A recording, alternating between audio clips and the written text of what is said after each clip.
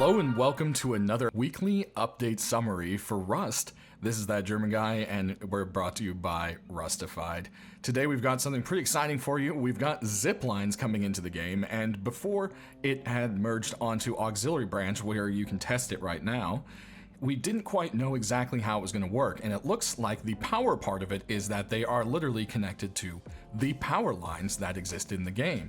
You'll now see that most of them have a kind of scaffold around them that you can climb up, which will get you to said zip lines where you can use them. Now, this isn't a deployable or so forth as some people may have thought, and it is literally just an existing item in the game. You can look at it and press your interact key, and you can actually speed up by holding W or walk forward, or you can let go to slow back down.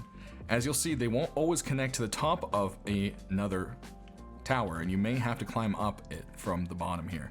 As you'll see, we got to go all the way up here, and there's quite a bit of a design to it. You can see there is some points where you could take cover and so forth, but it is still leaving you quite a bit exposed in the game.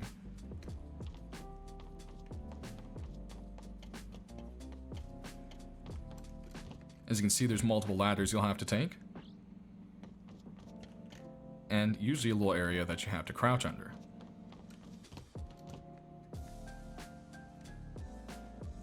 And here we are at the top of this one. As you can see, it doesn't have another zipline to connect to here, as this is all procedurally generated and still being worked on, and it is very much so in its early work in progress stage. As you'll see, this one, we can go ahead and zipline, not to a tower, but straight into the safe zone of Outpost. From some of the commit notes, it looks like we may have other ziplines in other monuments, so we'll have to see as they progress further with the ziplines on Auxiliary and Staging Branch where it goes with that. One more thing worth noting is that if there is something physically in your way while you're ziplining, it will knock you off of the zipline, like this tree. So that is something to keep in consideration while you're ziplining around the world. Next, we're seeing more progress with the spray can, with some of the features that were not initially included with its release, like being able to tag up on walls. It is much of a smoother transition now. It felt a little bit laggy when you were trying to paint, made it hard to really do details.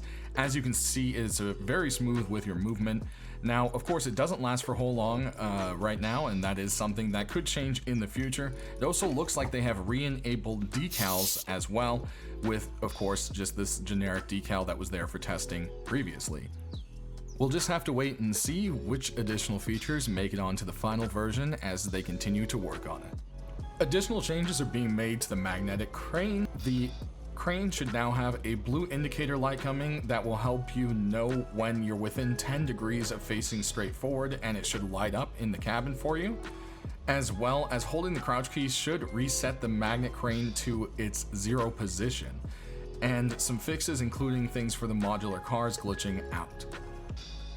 According to the patch notes, there's also been more progress made on official server analytics. It looks like things such as various purchases, including vending machine purchases, vehicle purchases, and horse purchases will now be tracked, as well as NPC caused deaths, all player consumed items, yes, all player consumed items, trees and ore harvesting by tool type, as well as mission completions. Lastly, we have a few more things worth mentioning, such as a fix coming for when snowmobiles sometimes lose their storage when you reskin them, as well as there's more work being done on airfield lighting, and the above ground rail network has work being done on it on a separate branch, as well as the separate branch for pets is seeing additional work being done there as well. That is about it for this week. Thanks for watching. It's been a wonderful time having you here. It's that German guy. Don't forget to check out the Rustafied blog at rustafied.com for all the additional details, and have a wonderful week.